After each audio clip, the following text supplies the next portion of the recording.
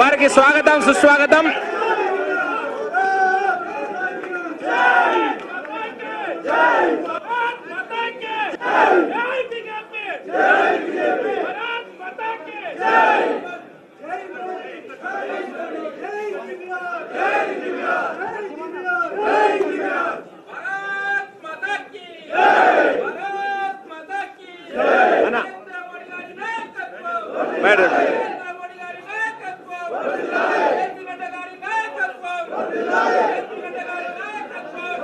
ఆగండి ఆగండి అందరూ ఆగాలి.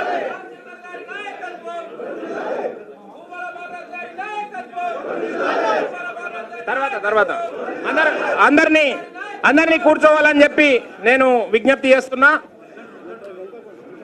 మరొకసారి భారతీయ జనతా పార్టీలోకి ఇప్పుడే అరంగేట్రం చేసిన అచ్చంపేట మాజీ శాసనసభ్యులు శ్రీ గువ్వల బాలరాజు గారికి హృదయపూర్వక స్వాగతం సుస్వాగతం తెలియజేసుకుంటూ, వారు భారతీయ జనతా పార్టీలో చేరినందుకు భారతీయ జనతా పార్టీ కార్యకర్తలందరూ గర్వంగా సంతోషంగా వారికి స్వాగతం తెలియజేస్తున్నారు. వారు అచ్చంపేట నియోజకవర్గం నుంచి నల్లమల్ల గడ్డ అని ఏదైతే చెప్తున్నామో ఆ అచ్చంపేట గడ్డ నల్లమల్ల నుంచి 2 సార్లు శాసనసభ్యునిగా ఎన్నికయ్యారు. వారు అలుపెరగని పోరాట వీరుడు. భారతీయ జనతా పార్టీలోకి రావడం చాలా సంతోషించదగ్గ విషయం. అదేవిధంగా 2009లో వారు భారతీయ జనతా టిఆర్ఎస్ తరఫున ఎంపీగా కూడా పోటీ చేశారు. వారి హయాంలో 2 సార్లు ఎమ్మెల్యేగా గెలిచిన సందర్భం లోపల నల్లమల ప్రాంతాన్ని చాలా వేగంగా అభివృద్ధి చేసిన గొప్ప వ్యక్తి.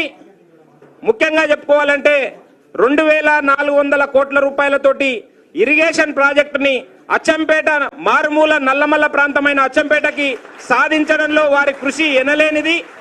వారు చురుకుగా ఏ కార్యక్రమం తీసుకున్నా డౌన్ టు ఎర్త్, ఎవరైతే అంత్యోదయ ఉన్నారో అట్టడుగు వర్గాలలో సామాజిక వర్గంగా అట్టడుగు వర్గాలలో ఉన్నారో వారిని ముందుకు తీసుకురావడం కోసమే వారు నిరంతరం కృషి చేశారు.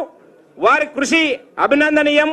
ఈ రోజు వారు ఎక్కడ ఉన్నా వారికి వేలాదిగా అభిమానులు ఉన్నారు అని అంటే వారు చేసిన కృషికి నిదర్శనంగా భావించాల్సి వస్తుంది.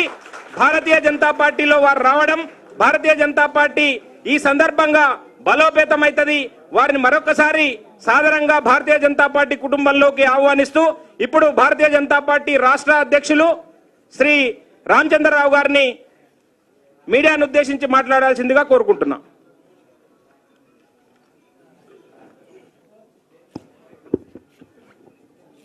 మిత్రులకు ముందుగా నమస్కారం.